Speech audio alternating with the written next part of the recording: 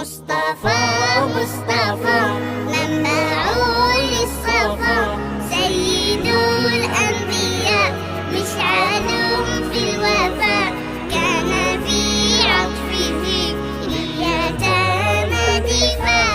مصطفى مصطفى منبع للصفا، سيد الأنبياء مشعل في الوفاء، كان في عطفه لليتامى دفاع.